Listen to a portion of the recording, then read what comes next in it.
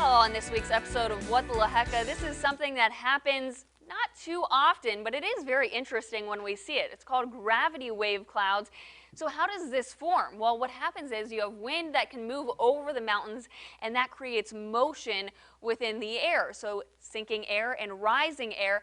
And when the air moves up, the clouds form. When the air drops, the clouds dissipate out, and that's when you see the blue sky in between these clouds. So this is what it can look like from the ground, and you see these different streaks of clouds basically. And the rising air, it gets cooler. That means more density, and that means the clouds can form.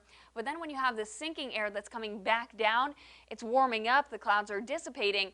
But also the air needs to have some moisture in it as well to create these clouds. So there's a few different things that need to be in place for this to happen, and that's why it's a likely thing that we see every day. It's a pretty rare occasion, a few times every year, but it's very interesting when we do see it.